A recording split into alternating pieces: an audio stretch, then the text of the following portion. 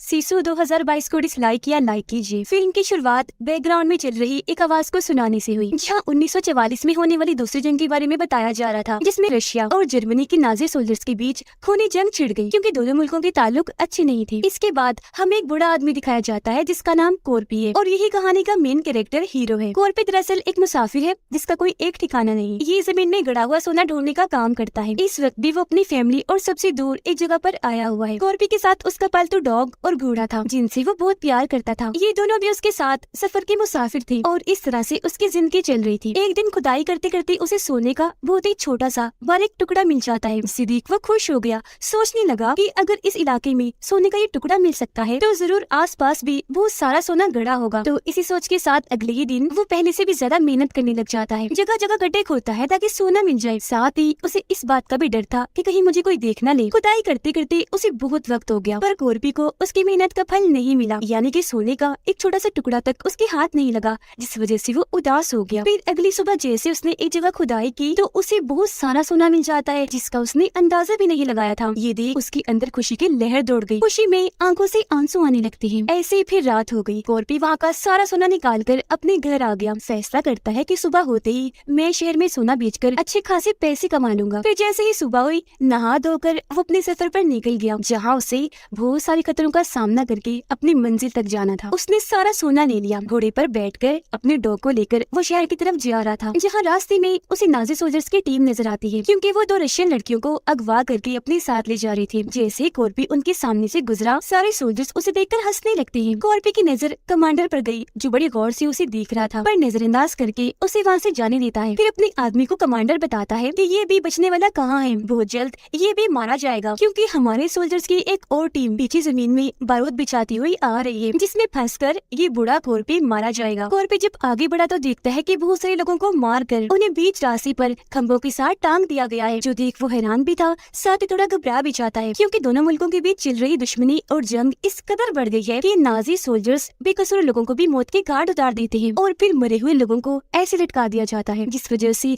हर किसी का वहाँ आना जाना किसी खतरे से खाली नहीं था। फिर वहाँ से थोड़ा और आगे जाने पर उस आर्मी का एक और सोल्जर कोर्पी को रोक लेता है और उसकी तलाशी लेने लगा, जहाँ उसे पता चलता है कि कोर्पी एक स्मगलर भी है जो सोना चुपचाप यहाँ से स्मगल करके ले जा रहा था। इस बात से सोल्जर को गुस्सा आया। वो कोर्पी को सारा सोना देने और खुद को उनके हवाले करने का कहता है। ये देखकर कोर्पी अपने डॉग को वहाँ से भागने का कहता है। जब डॉग वहाँ से भागा तो सोल्जर्स उस पर गोलियां चलाने लगते हैं। गोलियों की आवाज सुनकर आगे बढ़ रहा वो कमांडर समझ जाता है कि जरूर मेरे सोल्जर ने उस बूढ़े कोर्पी का काम तमाम कर दिया होगा, जिस बात से वो मुस्कुराने लगा। और उसे क्या पता था कि ऐसा कुछ नहीं हुआ। उधर सोल्जर कोर्पी को परेशान करने लगा। वो उसे तंग करके मजाक बना रहा था और उस पर हंस रहा था, जिस बात से कोर्पी को गुस्सा आ गया। उसने अपना चाकू लिया और उसके सर में घुसाकर आर पार कर दिया, जो देखकर तो बाकी सोल्जर्स की हालत ही खराब हो गई, लेकिन फिर भी वो एक साथ उस पर हमला कर देते हैं। तो फिर क्या था, कोर्पी भी अकेला ही उनसे लड़ पड़ा। एक सोल्जर की वो टांग तोड़ देता है तो एक की गर्दन और एक पर गोलियां चलाकर उसे मार डालता है और इस तरह से उसने सबको मार दिया, जिसे हम भी समझ जाते हैं कि बेशक वो बुरा है लेकिन हद से ज्यादा बहादुर और ताकतवर है कि इतने सारे सोल्जर्स भी उसके सामने टिक नहीं पाए। गोलियों की आवाज सुनकर कमांडर टैंक को मोड़कर वापस लेने को कहता है और जब वो उस जगह पर आया तो अपने सोल्जर्स की लाशें देखकर काफी हैरान रह गया। लेकिन जब एक सोल्जर की लाश के ऊपर से उसे सोने का एक टुकड़ा मिला तो वो काफी दंग रह गया, ये सोचकर कि अभी अभी जिस आदमी को हमने बूढ़ा समझकर नजरअंदाज कर दिया वो तो सोने का स्मगलर है जिसके पास न जाने कितना सोना होगा। तो अब कमांडर भी सोने की लालच में अपना टैंक उसके पीछे पीछे दौड़ाने लगता है। बहुत जल्द उसे कोर्पी दिख भी गया, जिस पर अपने साथियों को कहकर वो गोलियां चलवाने लगता है, जिनसे बचने के लिए कोर्पी अपने घोड़े को तेज दौड़ाकर थोड़ा दौड़ निकल आता है। कमांडर ने भी गोलियां चलवाना बंद कर दी थी क्योंकि वो कोर्पी को देख रहा था कि वो जा कहाँ रहा है, क्योंकि कोर्पी उस जगह पर आ गया था जहाँ जमीन में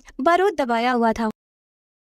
घोड़े का पैर जैसे बॉम्ब बारूद पर पड़ा तो बॉम्ब फटने की वजह से घोड़ा काफी जख्मी होकर दूर जाके गिरा, जिससे कोर्पी भी काफी जख्मी हो गया। अपने घोड़े को मरते हुए देखकर उसे बहुत दुख हुआ, वो रोने लगता है, लेकिन टाइम पर बात किए बगैर वो सोने के टुकड़े दोबारा इकट्ठा करने लगता है। इसी बीच कमांडर भी अपने सारे सोल्जर्स के साथ यहाँ पहुँच जाता है। इससे पहले कि कमांडर अपने साथियों को कहकर उस पर हमला करवाता, कोर्पी सोने का एक टुकड़ा एक बॉम्ब बारूद पर दे मारता है, जिससे वो फट गया और हर तरफ धुआं फैल जाता है। तब फौरन सारे सोल्जर्स अंधाधुंध गोलियां चलाना शुरू हो जाते हैं और कोर्पी अपने पास मौजूद शील्ड को आगे करके खुद की जान बचाता है। धुएं का फायदा उठाकर पास ही में कहीं छुप गया। अब कमांडर अपने कुछ साथियों को उसे पकड़ने के लिए भेजता है, पर क्योंकि वहाँ की सारी जमीन में ही बारूद बिछे हुए थे तो इस वजह से बहुत सारे सोल्जर्स मारे जाते हैं। कमांडर ऐसे अपने साथियों को मरने नहीं दे सकता था। तो अगवा की गई रशियन लड़कियों को मोहरा बनाकर वो आगे भेजता है ताकि ये मारी जाए और सोल्जर्स को कुछ भी ना हो। इसी बीच कमांडर का सबसे करीबी साथी उसे बताता है कि जिस बूढ़े आदमी की जान के पीछे हम पड़े हुए हैं वो कोई आम आदमी नहीं है, बल्कि एक बहुत ही खतरनाक कमांडो है, इतना बहादुर कि किसी भी जंग में वो अकेला ही काफी है। और हमारे सीनियर्स का तो ये हुक्म था कि हम उस बूढ़े कॉर्पी से दूर ही रहें। जिसके बाद हमें यहाँ कॉर्पी की कहानी पता चलती है। असल में जंग के दौरान रशियन आर्मी ने उसकी पूरी फैमिली को खत्म कर दिया था, जिस बात से वो आग बगोला हो गया। बदला लेने के लिए जोश में आकर उसने तकरीबन 300 सोल्जर्स को मार दिया, जिसमें रशियन आर्मी और नाजी दोनों सोल्जर शामिल थे। ऐसा करने पर आर्मी उसे ढूंढने लगी। वो मिल गया, पर लाख कोशिशों के बाद भी जब वो नहीं मरा तो उसे अकेला ही जंगलों में छोड़ दिया गया। बाद में उसकी ऐसी ताकत, बहादुरी और हिम्मत को देखते हुए उसका नाम कॉर्पी रख दिया गया, जिसका मतलब ना डर, कभी न हारने वाला और ना ही मरने वाला। कमांडर का साथी कहते हैं कि हमारे इतने सारे साथी मारे गए हैं, तो अब हमें वापस चलना चाहिए, लेकिन उसने मना कर दिया। सोने की लालच में और कॉर्पी से बदला लेने के लिए वो बस आगे बढ़ने को कहता है। उधर कॉर्पी काफी दूर आकर एक जली हुई गाड़ी के पीछे आकर छुप जाता है। उसने देखा कि मेरी टांग पर गोली लगी हुई है, जिसे वो अपने चाकू की मदद से निकालने लगा। अब जाहिर है ऐसा करने में उसे बहुत मुश्किल पेश आ रही थी, क्योंकि बहुत तकलीफ हो रही थी। साथ ही इतना जख्मी होने की वजह से वो कमजोर भी हो गया था। तो कुछ देर के लिए उसकी आंख खुल गई, लेकिन कुछ देर के बाद कमांडर और उसके सारे सोल्जर्स वहाँ आ जाते हैं। जो आवाज सुनकर कॉर्पी की आंख खुल गई और वो जल्दी से उनके ट्रक के नीचे आकर छुप जाता है, लेकिन कुत्ते उसे सूंघते हुए आ रहे थे, इसीलिए वो ट्रक का पेट्रोल टैंक लीक करके पेट्रोल अपने ऊपर गिरा लेता है ताकि कुत्ते उसे सूंघ न पाए। पर तभी एक सोल्जर को पेट्रोल की लीक होने की खबर हो गई, इस वजह से वो ट्रक रुकवा देता है। ऐसा होने से कॉर्पी घबरा गया। पकड़े जाने के डर से वो वहाँ से भागने लगता है, पर कमांडर का साथी उस पर गोलियां चलाने लगा, जिसके साथ वो अपने कुत्ते उसके पीछे लगा देता है। अब उनसे बचने के लिए कॉर्पी खुद को आग लगा देता है, क्योंकि पूरा जिस्म तो पेट्रोल से भरा हुआ था। खुशकिस्मती से करीब एक तालाब था,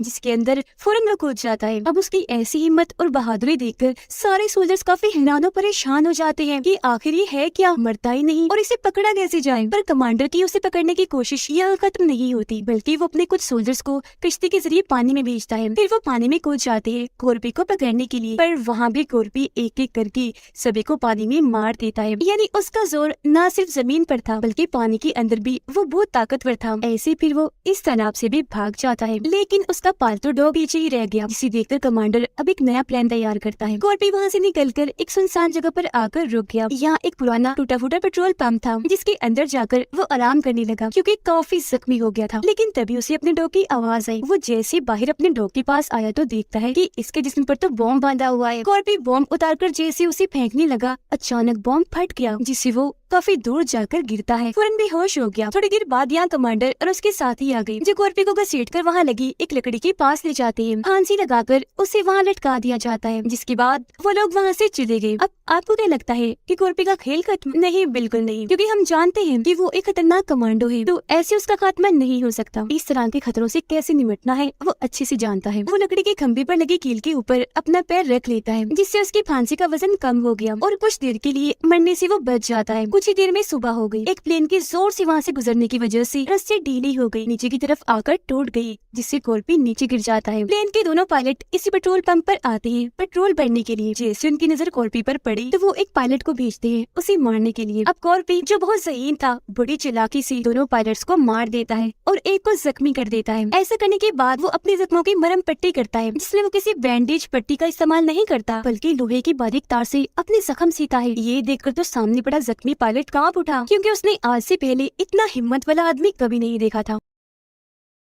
अब क्योंकि कॉर्पी ने कमांडर से अपना बदला लेना था, साथ ही उसे सोना ले जाकर शहर पहुंचना था, इसीलिए वो पायलट को अपने साथ लेकर आगे बढ़ जाता है, क्योंकि प्लेन उड़ाने के लिए उसे एक पायलट की जरूरत थी। उधर कमांडर और उसके सोल्जर्स जब आगे बढ़ रहे थे तो एक जगह पर आकर रुक गए, क्योंकि सामने उन्हें वही प्लेन तबाह हुआ दिखता है। चेक करने पर वो देखते हैं कि किसी ने पायलट को फांसी लगाकर मार दिया है, और ये वही रस्सी है जिससे इन्होंने कॉर्पी को फांसी लगाई थी, जिसका मतलब था कि कॉर्पी मरा नहीं बल्कि अभी जिंदा है। जो सोचकर कमांडर काफी दंग रह गया। फिर अपने साथियों को अलर्ट रहने का कहकर आगे बढ़ने का बोलता है। जिस ट्रक में रशियन लड़कियों को बंदी बनाकर ले जाया जा रहा था, उसमें एक सोल्जर कॉर्पी के बारे में बात कर रहा था, जो सुनकर उनमें से एक लड़की आइनो उनकी बातें और बेवकूफियों की वजह से मुस्कुराने लगती है। और अब से आइनो लड़की को हमने मैं कहकर बुलाना है। अब आइनो यानी मैंने उन सोल्जर्स को कहा कि तुम कॉर्पी को कभी ढूंढ नहीं पाओगे, उसे हराना तो दूर की बात है क्योंकि वो है ही इतना बहादुर, ऐसा आज से पहले कभी कोई नहीं कर पाया। उसे पकड़ने के चक्कर में पहले ही 300 सोल्जर्स अपनी जान गंवा बैठे हैं, तो तुम लोग क्या हो। अब अगले ही पल कॉर्पी उनमें से एक सोल्जर पर हमला करके उसे मार डालता है और खुद ट्रक के अंदर आ गया। उसे देखकर मैंने और मेरी दोस्त ने उसका साथ देने का फैसला किया। खास तौर पर मैंने उसका बहुत साथ दिया। कॉर्पी मेरी और मेरी दोस्त की मदद से जाल बिछा कर सोल्जर्स को मारता रहा। मैंने भी एक ट्रक में बैठकर 9 से 10 सोल्जर्स पर अंधाधुंध फायरिंग करके उन्हें मार दिया, ऐसे फिर और भी कई सारे सोल्जर्स को। जिसके बाद आखिरकार कॉर्पी उस टैंक पर चढ़ गया जिसमें कमांडर और उसके सोल्जर साथी हैं, जो देखकर कमांडर अपने साथी को बाहर भेजता है उससे लड़ने के लिए। लेकिन कॉर्पी बड़े आराम से बड़ी आसानी से उसे दबोच लेता है और सीधा टैंक से नीचे कूद पड़ा। फिर उसे इतना मारता है कि अधमरा कर देता है। तभी यहाँ बाइक पर 2 सोल्जर्स आए। अब कमांडर के साथी को लगा कि ये दोनों मुझे बचा लेंगे, लेकिन जब उन्होंने कॉर्पी को देखा तो वो बाइक से उतरकर यहाँ से भागने लगे क्योंकि वो कॉर्पी की मशहूर कारनामों के बारे में पहले से ही जानती थी। अब कॉर्पी कमांडर के साथी को ना मारकर बाइक लेकर वहाँ से चला गया। इसके बाद मैंने अपनी बाकी रशियन लड़कियों को भी आजाद कर लिया, जिसके बाद हम गन्स लेकर वहाँ आए और कमांडर के साथी को चारों तरफ से घेर लिया क्योंकि इसने कई बार मुझ पर और मेरे साथियों पर जुल्म किया, बहुत मारा था। कमांडर अपने एक साथी की मदद से एक पायलट से आकर मिला क्योंकि वो इन्हें कहीं और ले जाने वाला था, पर जाते जाते कमांडर अपने ही साथी को शूट करके मार देता है, जिसका मतलब था कि वो इतना लालची है कि उसने अपने साथी को भी नहीं छोड़ा। प्लेन में बैठकर कमांडर पायलट के साथ जैसे उड़ान भरने लगा तभी अचानक तेज स्पीड में आ गया कॉर्पी, जिसने आते ही उनके प्लेन पर अंधाधुंध गोलियां चलाना शुरू कर दी। गोलियों की वजह से सामने वाला शीशा टूट गया, पर आखिर वो उड़ान भर ही लेते हैं। नीचे बाइक को देखकर कमांडर को लगा कि कॉर्पी नीचे ही रह गया है, पर ऐसा नहीं था, बल्कि वो तो अपने हथियार के जरिए प्लेन तक पहुंचकर वहाँ लटक गया था। फिर जैसे तैसे टायर के पास आ गया और आखिरकार प्लेन के अंदर भी आ जाता है। उसके अंदर आने की आवाज कमांडर ने भी सुन ली थी। डरते हुए वो जैसे पीछे गया, अचानक कॉर्पी उस पर हमला कर देता है, जिसके बाद यहाँ उनकी